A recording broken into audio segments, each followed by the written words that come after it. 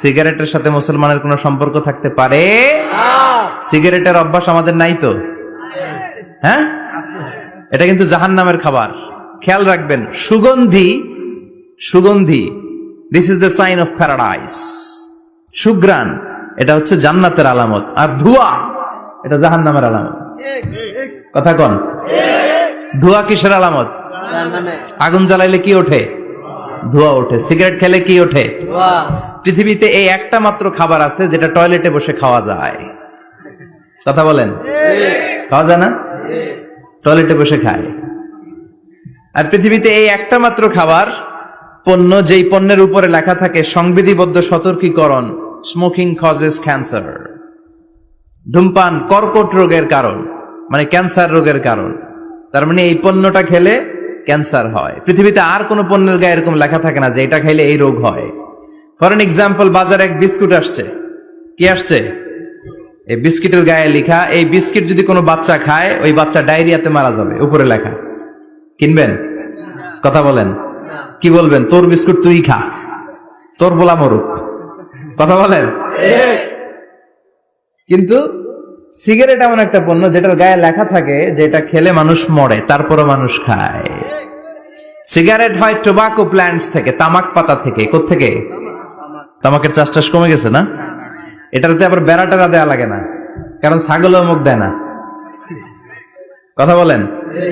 তো যেটাতে ছাগলও মুখ দেয় না, এটা কি মুমিন বান্দা মুখ দিতে পারে? জোরে বলেন। এই ধোয়ার কারণে আপনার লাংস শেষ হয়ে যাবে। লাং যেটা দিয়েছে আল্লাহ, ফুসফুস, এটা শেষ। এটার ভেতরে একটা পয়জন আছে, নিকোটিন। কি বলে? এই নিকোটিন আপনাকে শেষ করে দিবে। প্রতি বছর গোটা বিশ্বে এই নিকোটিনের কারণে হাজার হাজার মানুষ মরে যারা স্মোকিং করে। এজন্য স্মোকিং এর সাথে আমাদের কোনো সম্পর্ক থাকতে পারে? তো স্মোকিং তো অনেক পাতলা বিষয়। এখন স্মোকিং কে ছাড়িয়ে ইয়াবা, গাঞ্জা, মারিজুয়ানা, ফেন্সিডিল, এগুলো আছে না নাই? এই যে কি একটা আসলো, ইয়াবা। এটা পেঁয়াজের ভিতরেও পাওয়া যায়। মানে পেঁয়াজ ভেঙে এটার ভিতরে ইয়াবা নিয়ে আসে, আলু কাইটা ভিতরে ইয়াবা নিয়ে আসে, লাউয়ের ভিতরে ইয়াবা বইরা নিয়ে আসে। দেখা যায় লাউ কেটে দেখা যায় ইয়াবা আছে না নাই? এই ইয়াবা এতদিন ছিল ইউনিভার্সিটি লেভেলের ছেলেরা খেত, নেমে আসলো কলেজে, হাই স্কুলে, এখন প্রাইমারির ছেলেদের মধ্যেও ইয়াবা ঢুকছে।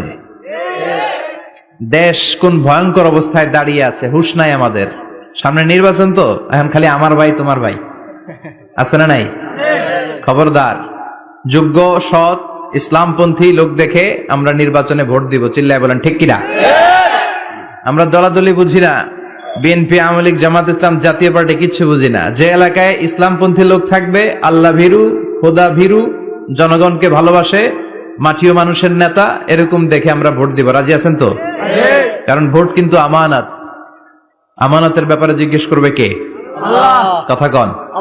এজন্য আমার ভোট আমি দেব, যারে খুশি তারে দেব না। আমার ভোট আমি দেব ইসলামপন্থী দেখে দেখে যোগ্য প্রার্থীকে দেব। চিৎকার করে বলেন ঠিক কিনা? আল্লাহ আমাদেরকে বোঝার তৌফিক দান করুক।